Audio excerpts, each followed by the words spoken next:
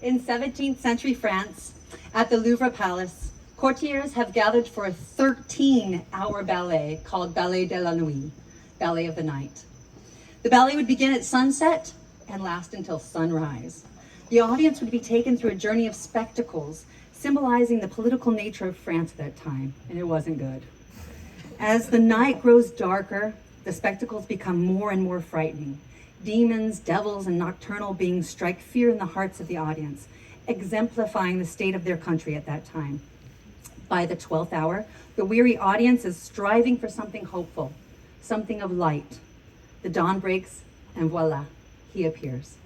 Louis XIV, only 14 years old, rises to the stage personifying the sun. He is their new hope, their new dawn, their soon-to-be king, their sun king.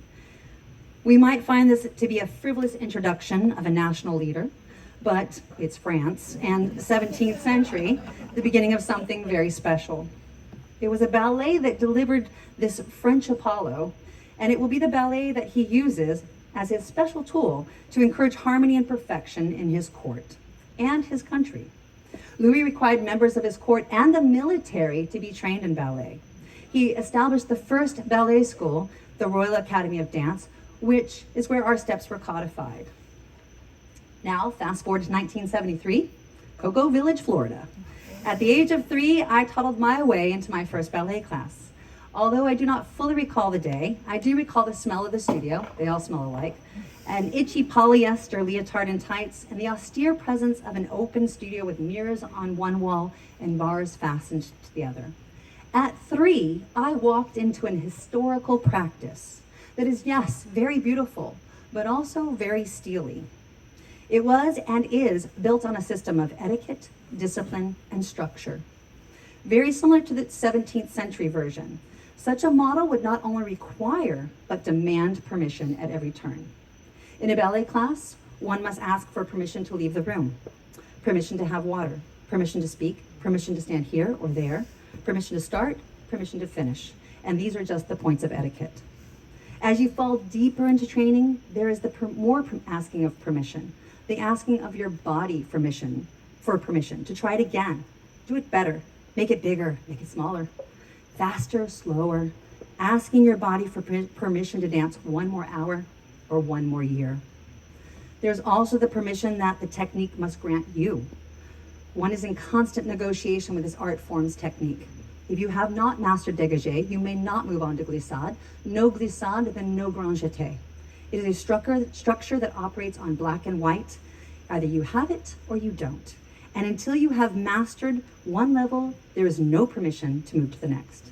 Then there is the unspoken permission we grant our teachers.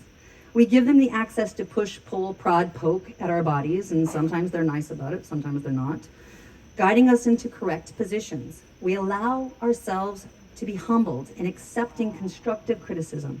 She lives here, by the way. Permitting ourselves to be vulnerable so that we can absorb the lesson. Ballet asks for your effort. It asks you to show up constantly. It asks you to bring your best. It asks you to think, to breathe, to move, to pause, and to create. In general, it asks for excellence, and it does not ask for your permission. It expects it. But in all of this, something quite beautiful occurs. You find yourself changing, rising to this place of elation. I can't explain it exactly, but it's like that. And once you get here, and it can even occur in the first week, you feel yourself giving yourself permission to let go. The beauty and harmony come rushing in. It gives you a sensation that compares to no other, a feeling of grace and an indescribable freedom. I teach ballet to children and adults. I love teaching all levels and all ages. And I can easily recognize the students that most grasp this sensation of elation in their practice. And many of them are sitting right there. They give themselves permission to show up to class, especially the adults, to take time to spend the energy to be here in this space where discipline and structure meet harmony and beauty. They are willing to prostrate themselves to the art form, to gain its permission to climb to the other side and fall into its magic. The 4th century ancient Greek philosopher Plato once stated that dancing is divine in nature and the gift of the gods. The ancient Greeks were notorious for striving for perfection. It was baked into their civilization. There was even a word for it, erte, which means striving for excellence. They believed that in this practice, one could become closer to the gods. One could create harmony and beauty, which were the attributes of the nature that they so aspired to. Even the renowned physicist Albert Einstein has been noted for saying that dancers are the athletes of God. This is most likely because he shared much of the same belief system as the Greeks, which was that the divine was revealed in the lawful harmony of the world, the harmony of nature, the harmony of excellence. I get it. Not as an elitist, but I get it in a spiritual way. I get it. I get why dance is placed in such close proximity to God. It is an intangible feeling of the dancer and of the audience. It is beauty and harmony. It is an art form of excellence. It is humanity at its best. So I am now 53. 50 years after I walked into my first ballet studio, I know why I stayed so long and why I will continue to do so as long as my body gives me permission. Because what I walked into was more than a class. It was something sacred, a lifelong practice of arte and excellence. It comes down to this, pure and simple. When I am dancing, I am kissing the face of God.